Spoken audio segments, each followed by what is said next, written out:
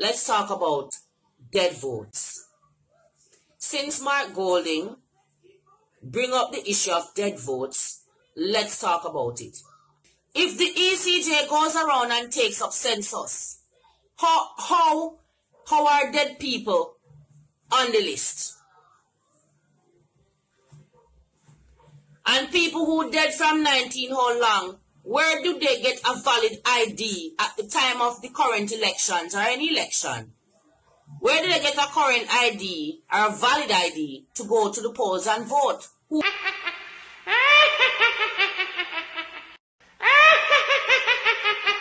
Must be a double, you're a gunman. I'm man, no find out yet. I think it would be appropriate to start this video off by saying Jamaica is not a real place. Jamaica is not a real place at all, because after the election, you'd have think that after the election and the Jamaica Labour Party victory, and we saw the opposition leader Mark Golding concession speech, which I said, for me, that was the highlight of the night, because that showed us how mature and how far Jamaica has come from back in the 80s. But the diehard PMP them are going to have to find something to say, and you would not believe the type of thing that people are saying. So people are saying, okay, the Jamaica Labour Party, they're buying votes.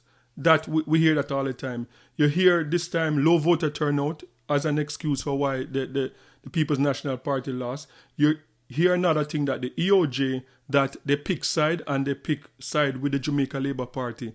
But the craziest thing is that, look, dead people vote was what decided the election. The dead came out and vote for Prime Minister, the Most Honourable Dr. Andrew Holness. So that Jamaica is not a real place. Let's talk about it.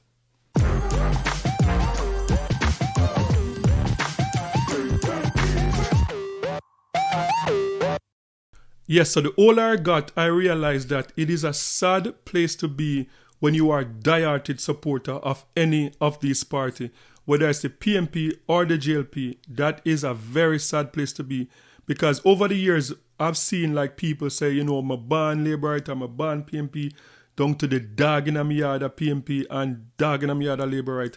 And that, as I grew up and understand the political process and know that, okay, we're voting not because of the party, not because of the color, but we're voting for what we want. If you're in that low income threshold and you see the two party put up the manifesto, and you're like, okay, I'm going to vote for this because this is where I'm at.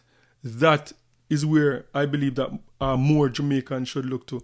But it is just sad to see that after the election, and I came out yesterday talking about how good, how proud I was as a Jamaican to realize that, look, the election run, the police command came out and said there was no major incident, and we saw as I said, by about 9:30, nationwide call it.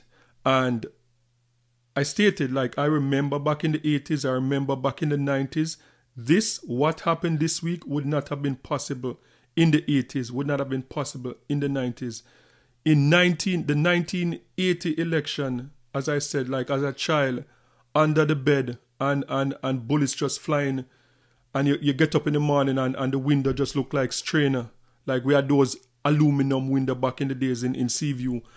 And for 2025, for us to have this type of election, it's a good place to be as Jamaicans, especially for those of us who are old enough, who have lost friends, lost family members back in the 80s, back in the 90s, because of election violence. So it is just sad to see that, the opposition leader came out and he made his concession speech, which was a beautiful speech. But then yesterday now, I am on YouTube, I'm on different social media platforms and seeing the conversation happening and people, all the excuses that people using, and the dead, it is just crazy.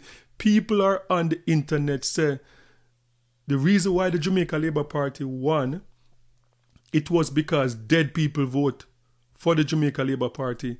People are on the internet saying The reason why the Jamaica Labour Party won is because them buy out the election. And don't get me wrong, like every election, whether Jamaica or any other country, any democracy, there's always a percentage of possibility of corruption in an election process.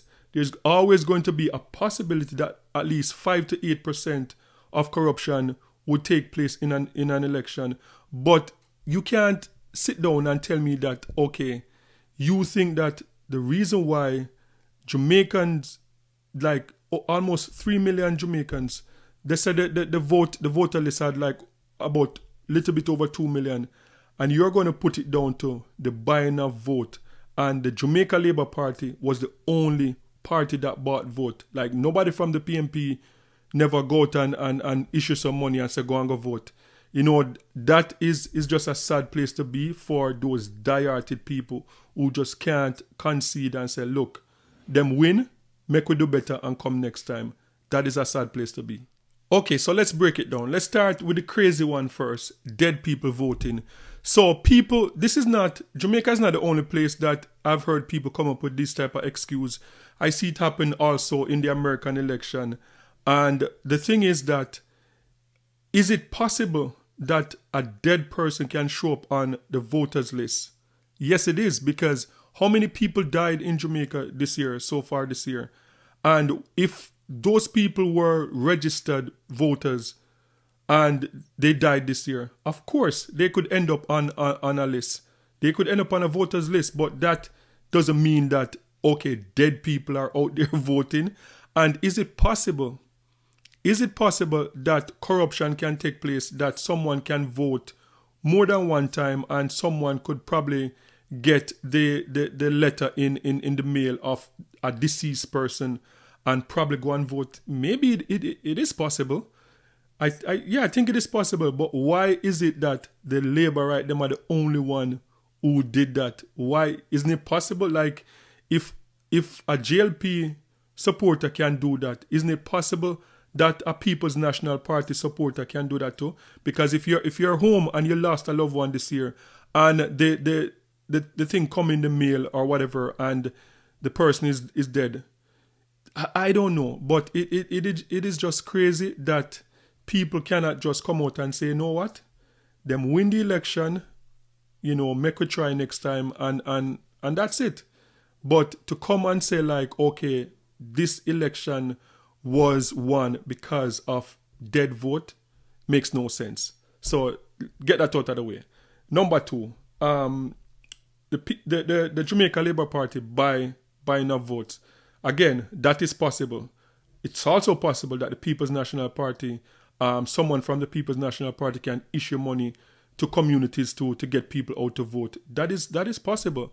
And as I stated, like when I was in the early 90s, when election time come, like as a young man, I think the last time I was about 15 or so, when, you know, my gate knock and you see man, you know, with them high power weapon come and say, yo, voting time, and you know, walk you to the voting, to the poll and stuff like that, to the voting station. So those things happen back in the past, but all I'm saying, if it can happen for JLP, it can happen for our PMP also. And the other one about the EOJ, that the EOJ pick side, and they pick side with the Jamaica Labour Party. Remember, like, both parties have representative at the poll that they're supervising everything that is going on.